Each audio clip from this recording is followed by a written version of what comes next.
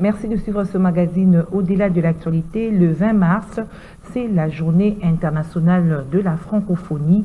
Cette célébration est boycottée par la République démocratique du Congo qui dénonce l'indifférence de cette organisation face à l'agression rwandaise sous couvert du 1-23. C'est donc le thème de ces numéros d'Au-delà de l'actualité. Et nous recevons à ce sujet M. Lider Kingondi. Il est président du mouvement citoyen Milelo ya Mboka. Il est cadre du parti politique Agissons pour la République.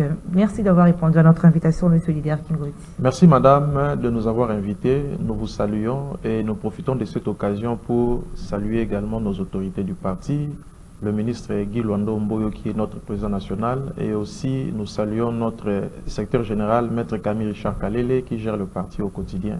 Merci à vous. Alors maintenant, vous parlez plus parti politique et les mouvements Milelo ya Mboka. Ça n'existe plus ou comment? Non, le mouvement Milelo ya Mboka, ça existe. Et Milelo ya Mboka poursuit des objectifs qui vont en commun avec ce dont poursuit le parti politique AREP. Voilà pourquoi nous nous sommes dit que nous ne devrions pas rester à côté. Il faudrait que nous puissions fusionner nos forces pour que le lendemain de nos communautés connaisse un changement absolu. C'est-à-dire que Milelo ya Mboka, qui, si je traduis du lingala en français, ce sont le pleur du pays, les objectifs même, vous l'avez ramené au sein de la REP. Tout à fait. Avec les membres de Milelo ya Mboka. Avec les membres de Milelo ya Mboka, nous sommes ensemble en train de travailler pour que les choses changent d'une manière objective. Voilà, la bataille continue. La bataille continue. Donc, le mouvement citoyen. Absolument. Alors, ok. Alors, Monsieur Lider Kingondi, je disais tantôt, nous parlons à travers ces numéros de la journée internationale de la francophonie qui du reste est boycottée en République démocratique du Congo suite à l'indifférence de cette organisation face à l'agression rwandaise sous couvert du 1-23. Qu'est-ce que vous pensez de cette décision des autorités? Je pense que tout bon Congolais est celui qui soutient les actions ou encore les activités de son gouvernement. Nous avions été aux urnes pour voter nos autorités. Nous avions voté le chef de l'État qui dirige tout un pays, y compris son gouvernement.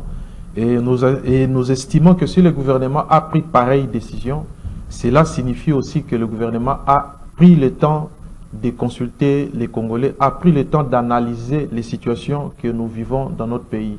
Et il n'est pas aussi vraiment si mauvais que le gouvernement prenne la décision de ne pas organiser ou de ne pas participer à une activité d'une cérémonie officielle sur la francophonie pour plusieurs raisons, dont peut-être notamment le silence de la communauté internationale, dont l'Organisation internationale de la francophonie fait partie de cette communauté internationale qui est restée très silencieuse par rapport à ce que nous vivons à l'est du pays.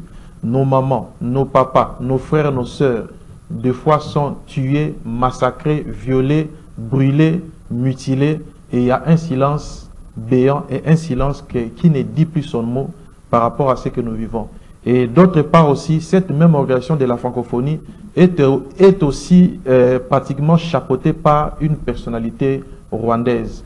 Comment voulez-vous le Rwanda qui subventionne, qui produit des efforts de guerre en matériel militaire, même en accompagnement monétaire à une rébellion qui sévit nos communautés, et puis une personnalité pareille qui dirige la francophonie, la RDC doit vraiment célébrer une activité pareille. La RDC doit vraiment participer à la cérémonie officielle. C'est comme si que nous étions en train de cracher sur le sang de nos propres nationaux. C'est comme si que nous cautionnons ce que vivent nos communautés. Et de la même manière que le chef de l'État a toujours durci sa position, il faudra aussi que le gouvernement congolais puisse emboîter les pas.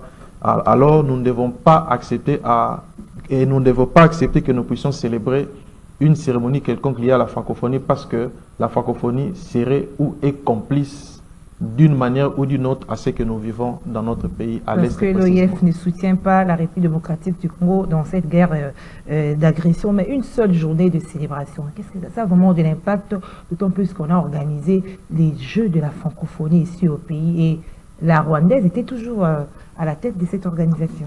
Vous savez, on ne doit pas voir les choses dans le contexte que c'est une seule journée.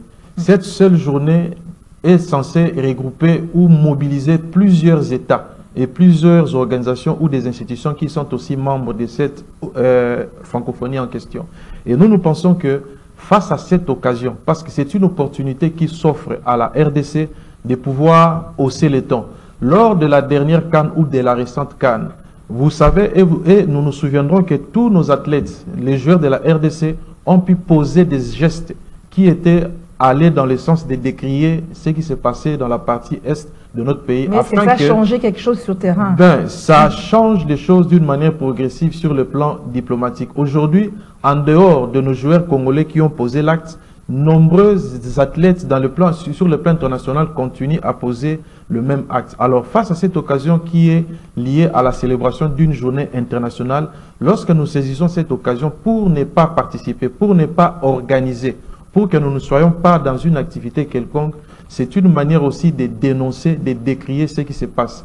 Et vous savez que la RDC est parmi les 3 premiers pays dans le monde où la langue française est parlée sur l'étendue de son territoire national.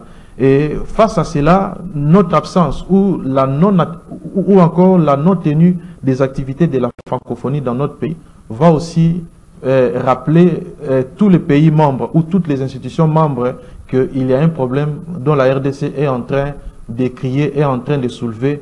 Est-ce que nous ne devons pas prendre les taureaux par les cornes pour pouvoir trouver des solutions? C'est un fait que nous devons saisir comme opportunité, mais aussi la participation de la personnalité rwandaise veut aussi dire que nous ne sommes pas prêts pour accompagner et accepter ce que le Rwanda fait.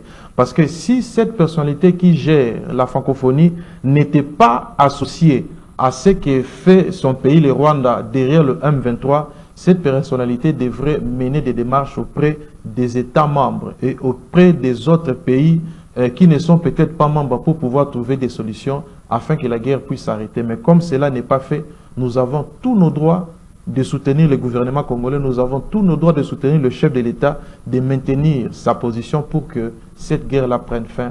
Voilà un peu l'importance que nous puissions boycotter. Une journée de célébration boycottée, mais les Jeux, est-ce que si on avait décliné l'organisation de ces Jeux en RDC, ça aurait encore touché les sensibilités et peut-être qu'il y aurait un changement par rapport à cette agression? Donc bon, il y a une réalité peut-être que nous risquerons d'oublier. Si nous refusons l'organisation des Jeux, c'est comme si que nous quittions cette organisation internationale de la francophonie. Oui, certaines personnes à la fois, moi j'estime, nous devons dénoncer, nous devons décrier ce qui se passe, mais à la fois, nous ne devons pas perdre notre place au sein des concerts des nations qui sont regroupés autour d'une organisation internationale ou autour des institutions internationales. Pourquoi? Parce que lorsque nous sommes absents, notre voix risquerait de ne pas être entendue. Mais lorsque nous sommes présents, tout le monde verra que la RDC, par exemple, n'a pas organisé une activité de célébration. Pourquoi la RDC n'a-t-elle pas organisé une activité pareille? Il y aura une réponse adéquate. Mais en ce qui concerne les organisations liées aux activités sportives, nous sommes obligés d'y participer parce que jusqu'à preuve du contraire, nous faisons partir parmi les pays membres de cette organisation internationale. Donc, il ne serait pas bien que nous puissions boycotter tout ou en tout. Par contre, certains Congolais estiment que, vu ce qui se passe, vu le silence de la francophonie, de l'Organisation internationale de la francophonie, vu la participation d'une personnalité rwandaise dans la tête de cette organisation, il faudrait peut-être que nous suspendions pendant un temps notre participation au sein de cette organisation jusqu'à ce que nous puissions voir clair. Certains disent que ça sera la meilleure option, d'autres pensent autrement. Mais moi, à mon avis, j'estime que nous pouvons suspendre pendant un temps notre participation au sein de cette organisation internationale pour pouvoir revenir. Lorsque la personnalité rwandaise, son mandat prendra fin et que la main va être passée par une autre personnalité qui devra gérer cette francophonie, on pourrait revenir au sein de cette organisation. Ah, donc le problème, c'est la rwandaise. Bon, le problème, c'est la rwandaise parce qu'une personnalité de ce genre a la possibilité d'influencer les autres pays membres ou les autres États membres pour que les choses ne puissent pas marcher dans l'intérêt de la RDC. Puisque ici, nous voulons que la guerre qui sévit la partie est de notre pays puisse prendre fin un jour. Mais voyez-vous vous-même, ou encore par nous-mêmes, qu'une personnalité rwandaise qui gère la francophonie et toute la francophonie est restée silencieuse face à ce que nous vivons à l'est de notre pays. Mais vous ne voyez pas que même si on changeait une autre personne en dehors de la rwandaise, un peu près la tête, la situation, est-ce que la situation va s'améliorer? Parce qu'on sait que cette guerre, c'est plus par rapport à nos minéraux et que la communauté internationale est derrière cette guerre pour puiser nos ressources minières? Bon, j'estime que la situation politique sur le plan international a toujours été évolutive selon les personnes qui gèrent une institution ou une organisation internationale quelconque. Et j'estime, à mon avis, que la prise de fonction de cette personnalité rwandaise au sein de la francophonie a été pour un objectif précis. Et je pense aussi que cette personnalité a un agenda qu'elle a amené avec une vision précise dans l'intérêt de son pays, d'où la personnalité vient. Alors, si par hasard, ou si peut-être dans un avenir proche ou encore lointain, une autre personnalité venait à diriger cette organisation internationale, j'estime aussi que cette personnalité amènera aussi un cahier de charges, un agenda avec une vision claire et nette sur ce qui devra se passer. Et je pense précisément que la nouvelle personnalité qui va devoir gérer la francophonie ne va pas aller dans le même sens de pouvoir museler les voix des Congolais, de pouvoir museler la volonté de pouvoir imposer la paix sur tous les pays membres de l'Organisation internationale de la francophonie. Je pense que si cette personnalité venait à quitter, il y aura un changement. Elle va plaider, la nouvelle personne qui sera là, elle va plaider pour la cause de la RDC? Ça sera possible que cette nouvelle personnalité plaide pour la RDC, puisque nous, vu les rapports, les mauvais rapports d'échange que nous avons avec le Rwanda sur le plan militaire, sur le plan politique ou même plusieurs autres, disons, cas, j'estime que aucune personnalité de notre pays ne peut approcher la personne qui gère la francophonie, et il sera aussi difficile pour les personnalités venant des États membres de cette organisation puissent s'approcher, puisque la personne qui gère la francophonie aura un penchant en faveur de son pays d'origine. Alors, il serait peut-être mieux que quand elle partira, ça sera en ce moment que l'évolution pourra venir au sein de l'organisation pour que ce silence puisse cesser et que des solutions soient trouvées. Quand vous parlez de la francophonie, est-ce qu'il y a eu une Rwandaise à la tête? Mais par exemple, si on prend le cas de l'Union africaine, le chef d'État était même président de l'Union africaine. Mais la guerre n'a pas continue toujours. Vous voyez que ces organisations-là ne peuvent pas, c'est-à-dire quoi, pour la solution à la guerre ne peut pas venir de ces organisations-là. Bon, mais moi je vous dirais peut-être contrairement, puisque lorsque Tshisekedi était président de l'Union africaine, vous allez constater qu'il était pratiquement au milieu du village de ce qui s'est passé en mal dans les différents pays africains. Là où il y avait des conflits militaires, là où il y avait des conflits politiques, là où il y avait des conflits économiques, le chef de l'État Tshisekedi s'est placé comme un père qui voudrait réunir ses enfants pour que ces enfants s'entendent, pour que ces enfants puissent trouver des solutions afin que ceux qui vivent dans ces pays, les communautés, soient à mesure d'entrer en contact avec leurs droits directement. Et vous allez constater partout où il est passé, dans tous les dossiers gérés par le chef de l'État, avec le panel des membres qui l'accompagnaient, il y a eu beaucoup d'assurance, il y a eu des tranquillités, il y a eu des paix et il y a eu des solutions. Il n'a pas fait, l'agression. Il n'a pas fait, le chef de l'État n'avait pas agi dans un sens où il avait des intérêts particuliers qu'il voudrait sauvegarder pour lui seul. Même par rapport à l'agression rwandaise, bien qu'il était à la tête de l'Union africaine, le chef de l'État n'a pas voulu faire prévaloir un côté penchant en faveur de la RDC seulement. Il a voulu plutôt placer les choses dans une dimension égale pour que les pays membres de l'Union africaine ainsi que leurs partenaires internationaux d'outre-monde puissent pouvoir trouver des solutions qui vont aider et le Rwanda et la RDC, l'Ouganda aussi, de pouvoir trouver une solution apaisée à long terme. Alors s'ils voudraient trouver des solutions à moyen terme ou à court terme, ils seraient peut-être dans le même comportement que ce que fait la personnalité qui gère la francophonie. Voilà pourquoi nous les conseillerons et nous conseillerons à notre gouvernement de garder toujours la même situation, la même position pour que la voix des Congolais soit toujours entendue. Mais pour certains Congolais, le son de quitter même cette francophonie, cette organisation de la francophonie serait la meilleure. Pourquoi? Parce qu'ils se demandent même qu'est-ce qu'on gagne, qu'est-ce qu'on perd en étant membre de cette organisation. Bon, on ne peut pas quitter la francophonie parce que il y a des choses qu'il faudrait voir sous d'autres aspects.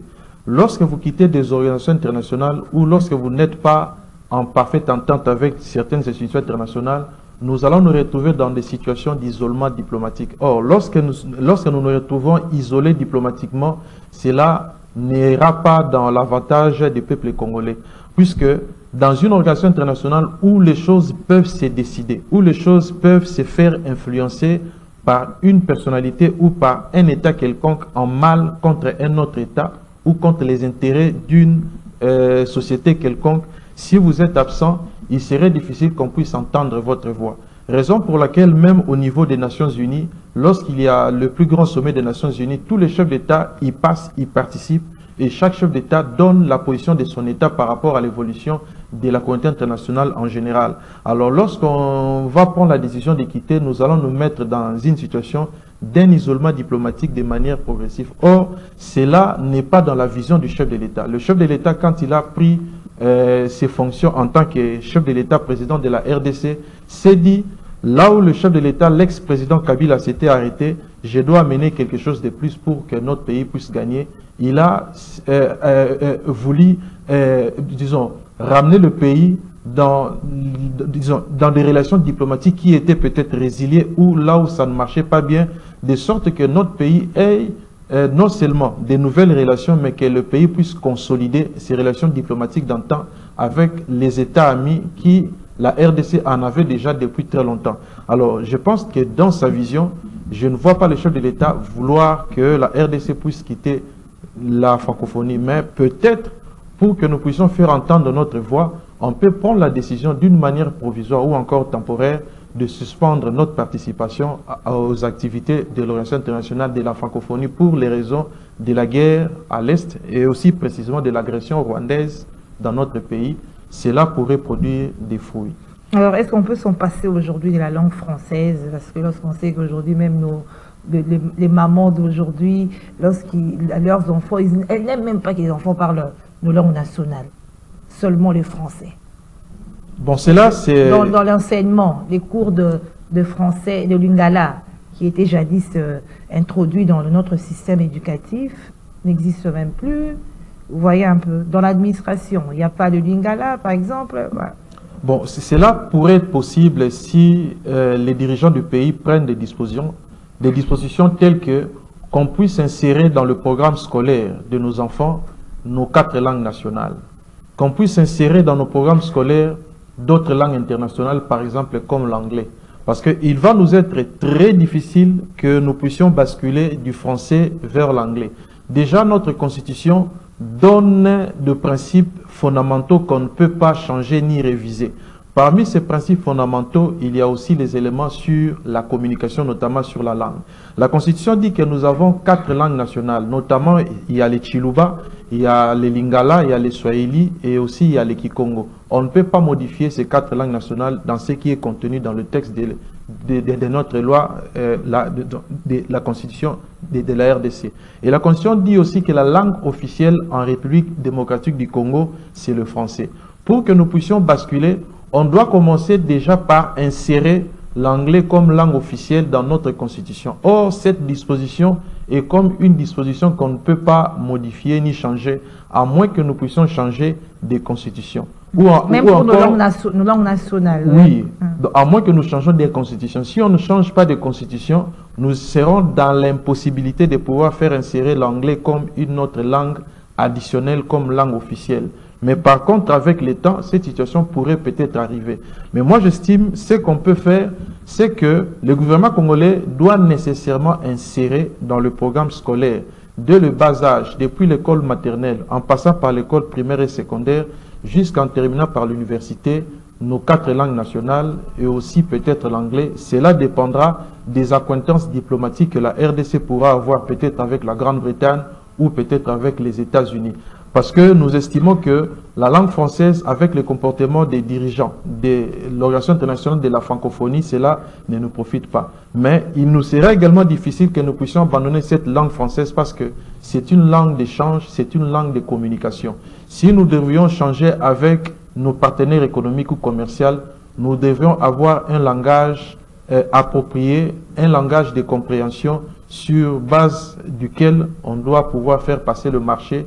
on doit pouvoir faire passer nos positions. Au niveau d'ailleurs, on dit qu'aujourd'hui dans le monde, c'est à travers le monde, c'est l'anglais qui domine. Oui, il y a aussi l'anglais, mais il nous faudra... On peut aller de l'autre côté, voir un peu s'ils seront honnêtes envers nous. Oui, il nous faudra du temps. Il faudrait qu'on insère ça d'abord dans le programme éducatif. Il faudrait aussi que les adultes l'apprennent aussi pour pouvoir maîtriser l'anglais en question. Parce que l'anglais n'est pas seulement l'anglais, il y a l'anglais commercial, il y a l'anglais diplomatique, et puis il y a aussi l'anglais scolaire que les enfants étudient. Alors, il nous faudra vraiment du temps. On ne sait pas combien de temps cela pourra nous prendre. Et c'est une chose, et c'est une question vraiment que le gouvernement doit prendre au sérieux. Mais j'estime aussi, d'autre part, que nous devons également faire de notre mieux pour pouvoir promouvoir nos langues. Nous avons 4 langues nationales. Par exemple, aujourd'hui, le Swahili ne se parle pas seulement en RDC. Le Swahili se parle en Tanzanie. Au Rwanda, on parle le Swahili. En Ouganda, au Burundi, en Zambie, au Zimbabwe, au Kenya. Dans plusieurs pays du monde, on parle le Swahili. C'est de la même manière qu'on peut aussi promouvoir le Swahili, on peut aussi promouvoir les Chiluba, on peut aussi promouvoir les Kikongo qui se parlent aussi, même en Angola, qui se parlent aussi, même au Congo-Brazzaville. Parce que lorsque nous faisons la promotion de nos langues, pourquoi nous devons faire la promotion de nos propres langues? Puisqu'en réalité, l'Organisation internationale de la francophonie est basée normalement essentiellement pour la promotion de la langue française. Et si nous faisons aussi la promotion de nos propres langues, cela permettra aussi que notre pays soit connu, que les investisseurs ou encore les grandes industries qui voudront venir s'implanter dans les pays, ils seront aussi dans l'obligation d'apprendre nos langues. Et quand ils vont apprendre nos langues, ça sera des écoles qui seront construites et formées dans leur pays d'origine, qui seront obligés d'apprendre ceux-là qui viendront travailler ici au Congo. Et puis, il y a même des exemples concrets. Lorsque nous allons dans nos provinces, vous allez constater que partout où les Chinois se trouvent, ils ont fourni des efforts pour commencer à bricoler les Kikongo et pour pouvoir bricoler même les Swahili. Et nous estimons aussi de la même manière... Même ces Libanais là qui parlent Lingala dans leur boutique ici. Tout à fait. Oui. Et nous estimons aussi de la même manière que quand nous allons en Chine, nous sommes obligés de bricoler les mandarins. Quand vous allez en Russie, nous sommes obligés de bricoler la langue russe. Et de par ces langues-là qui s'imposent dans le monde, fait que les pays sont respectés à cause de ce qu'ils ont, et nous serons respectés à cause de ce que nous sommes par rapport à nos richesses, par rapport à nos minéraux, et ça va nous promouvoir et nous serons grands et nous quitterons progressivement cette langue française qui nous cause du tort, dont la complicité est établie de la France avec le Rwanda pour que nous puissions vivre ce que nous sommes en train de vivre, non seulement par rapport à la guerre à l'Est, mais aussi pour l'instabilité politique dont nous connaissons aujourd'hui. Mais l'anglais aussi, je vois dans certaines écoles aujourd'hui, tout le monde met en exergue l'anglais, on apprend les enfants anglais dès les bas âges, école anglaise, c'est toujours comme ça. C'est pas aussi dans les jours à venir, elle sera dominante parce que déjà l'école maternelle, certaines écoles d'ailleurs, la plupart vont apprendre aux enfants l'anglais. Ça nous espérons, mais il faudrait que le programme scolaire ou encore éducatif soit vraiment très soutenu pour que cela soit effectif dans toutes les écoles. Et il n'y a que des écoles, je dirais sélectives, où dans leur programme scolaire l'anglais est vraiment mise en exergue, que les enfants doivent nécessairement apprendre l'anglais. Mais dans plusieurs écoles de la RDC, même ici dans la capitale, il est difficile de voir les cours d'anglais qui est normalement suivi de près comme dans les passés. Alors voilà pourquoi, et ça c'est la raison pour laquelle même que notre gouvernement doit faire tous ces efforts pour qu'on puisse mettre le point sur les i à ce qui concerne la question des langues. Apprendre les langues, c'est une question très importante pour les échanges de par le monde entier. Voilà. Le boycott de cette journée de la francophonie par Kinshasa, c'est justement par rapport à la situation de l'Est. Quelle est la meilleure solution pour mettre fin à cette guerre d'agression à l'Est de la République démocratique du Congo? La grande question, et il y a une rencontre entre Kagame et Félix Tshisekedi qui est en vue, et il y a déjà l'accord des principes qui a été donné de part et d'autre. Qu'est-ce que vous pensez de cette rencontre? Est-ce qu'elle va ramener vraiment la paix à l'Est du pays? Bon, moi je pense que la rencontre entre le chef de l'État et le président rwandais n'est pas si mauvaise. Parce que si on doit trouver des solutions, nous n'avons que deux voies de solution. Il y a l'axe diplomatique et puis l'axe intérieur. Dans l'axe diplomatique, la guerre nous a été imposée par l'Occident, ça c'est une réalité parce que nous sommes un pays jalousé par la grande partie de la communauté internationale qui voudrait piller nos ressources, qui voudrait piller nos richesses, qui voudrait piller nos minéraux pour que cela puisse leur profiter. Le chef de l'État, dans sa logique diplomatique, a voulu que tous ceux-là qui ont besoin des richesses de la RDC puissent venir toquer ou frapper à la porte de manière régulière, qu'on conclue des accords commerciaux, qu'on conclue des contrats d'exploitation minière ou encore de nos ressources pour que la RDC puisse gagner et pour que ces institutions ou encore ces États-là puissent gagner. Mais malheureusement, ces personnalités qui gèrent ces institutions et aussi ces États en question ne veulent pas voir le pays, la RDC puisse être développée de cette condition. Voilà pourquoi on nous a imposé cette situation de guerre. Alors face à cela, le chef de l'État est obligé pas seulement de négocier, mais de discuter, tout en gardant sa position d'antan, de ne pas négocier pour vendre les intérêts de la République démocratique du Congo, mais de discuter pour que la voix de la RDC, non seulement que la voix de la RDC soit entendue, mais que la RDC soit respectée et que ce que nous avons et que nous possédons soit négocié d'une manière sérieuse et régulière afin que la RDC puisse gagner. S'il y a des minéraux à exploiter, que les firmes qui sont derrière les groupements ou encore les forces négatives à l'est du pays puissent avoir le courage de négocier et d'acheter clairement ou même d'installer les industries extractives dans notre pays afin que les Congolais trouvent de l'emploi, afin que le service des fiscs puisse mobiliser les recettes en faveur de notre pays, afin que la RDC puisse fructifier, c'est dû pour que nous puissions assurer les lendemains de nos enfants.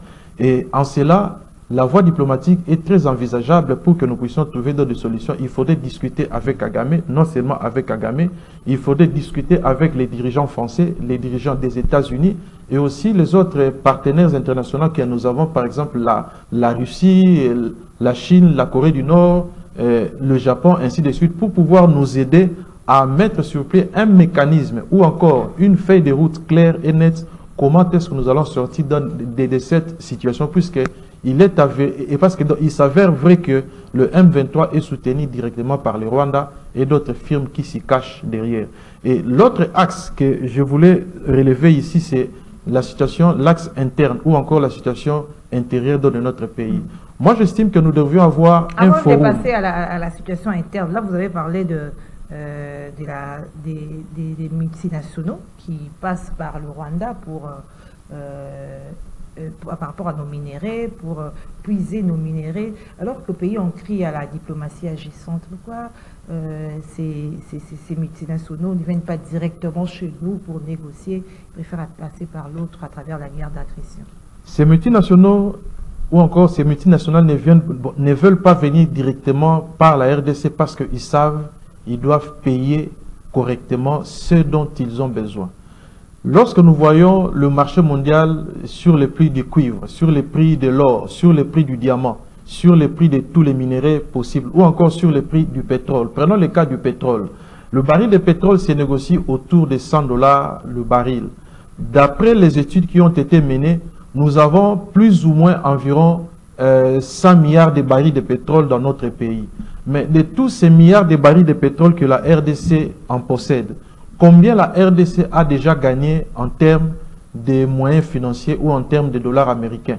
Si nous faisons des recherches et des analyses, nous allons constater que le peuple congolais n'a pratiquement rien gagné. Alors que si nous arrivons à vendre notre propre pétrole, la RDC arrivait à vendre par exemple 1 milliard de barils de son propre pétrole à 100 $ le baril. Nous allons mobiliser une recette d'environ 100 milliards de dollars qui pourrait être injectée dans les différents secteurs de développement de notre pays, même dans les investissements. Alors que ces pays qui devront acheter, ou encore ces firmes qui seront censées acheter régulièrement notre pétrole, ne voudront pas le faire puisqu'ils savent qu'ils devront nous payer par exemple 100 milliards de dollars pour nos barils de pétrole.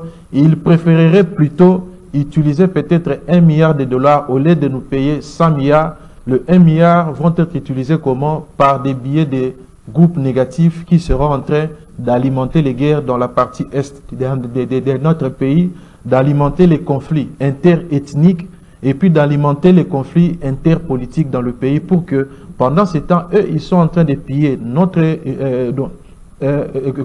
pendant les temps, donc, les firmes et les pays vont piller le pétrole que nous avons et nous n'allons rien gagner et la guerre va perdurer. Et si nous allons même dans le secteur de l'or, dans le secteur de pyrochlore, dans le secteur de cobalt, coltan, ça sera la même réalité.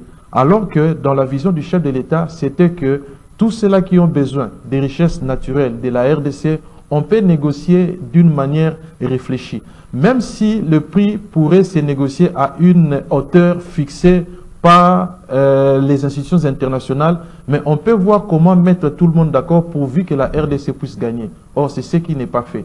Voilà pourquoi il est important, même sur le plan diplomatique, de pouvoir réfléchir et de pouvoir négocier sur ces situations. Mais pour que nous puissions arriver aussi à cela, que nous trouvons des solutions, on doit avoir un travail concomitant. À la fois, on travaille sur le plan diplomatique, à la fois, on travaille sur le plan interne. Et sur le plan interne, il nous faudrait nécessairement avoir un forum qui réunit ou qui regroupe tous les nationaux, de la société civile et aussi des activités politiques. Parce que ce sont les nationaux qui vont rejoindre les camps rebelles. Ce sont les nationaux qui vont vendre notre pays auprès de ces firmes et auprès des pays voisins qui sont en train de travailler contre la RDC. Alors si nous avons des forums pareils, si nous avons un débat national en ce sens-là, pour que nous puissions avoir tous les Congolais, donc la conscience nationale, une même conscience nationale que ce que nous faisons, cela ne nous profite pas. Aujourd'hui, nous pouvons gagner quelques millions ou quelques milliers de dollars, mais cela n'est pas une certitude que les gains que nous allons gagner aujourd'hui, nos enfants vont les gagner puisque la boussole ne tourne que vers le nord. Cela signifie en d'autres termes qu'aujourd'hui, vous pourrez être fort et puissant, demain, les choses pourront changer. Et si les choses changent, cela ne profiterait pas nécessairement à nos enfants ou encore à nos futurs enfants et puis les gens qui viendront après nous. Voilà pourquoi si nous avons ce genre de forum dont nous parlons sur la conscience nationale, sur l'unité nationale de ces pays, nous allons refuser tous les dictats et toutes les influences venant de l'étranger. Je donne un exemple. Lorsque nous allons en Russie, la Russie est en guerre avec l'Ukraine, mais nous n'avons jamais entendu qu'un groupe de peuples russes s'est opposé avec le gouvernement russe. Par contre, tous les Russes sont derrière leur chef de l'État qui est en guerre à l'Ukraine, pour que cela soit soutenu par tous les peuples. Et au moins, il y a une conscience nationale chez tous les Russes pour qu'ils remportent cette guerre. C'est la chose qui manque dans notre pays. Mais pour que cette chose-là puisse arriver, il appartient à notre gouvernement et il appartient au chef de l'État de voir quel mécanisme employer, dans quelle mesure du possible, avoir un forum qui regroupe tous les Congolais influents les personnalités pour que nous puissions avoir une conscience nationale. Mais il y a eu tant de discussions à l'interne. Il y a eu tant de discussions à l'interne, mais je donne un exemple. En 2019 et en 2020, le chef de l'État avait convoqué les consultations nationales. Ces consultations ont produit des fruits. Ces consultations ont abouti à un gouvernement d'union nationale et puis le même groupe qui a travaillé là-dessus a permis à ce que la République puisse avoir une stabilité politique pendant un temps, puisqu'il y avait des incompréhensions entre le FCC et le cash qui existait dans le temps.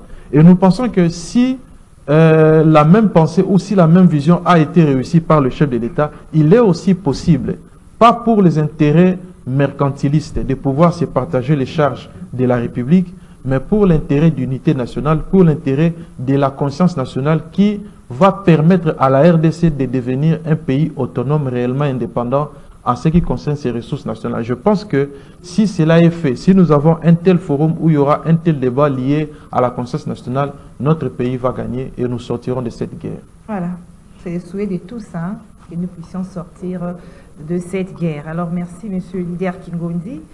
Je rappelle que vous êtes président du mouvement citoyen Milelo Yamboka et puis vous êtes cadre du parti politique agissant pour les républiques AREP.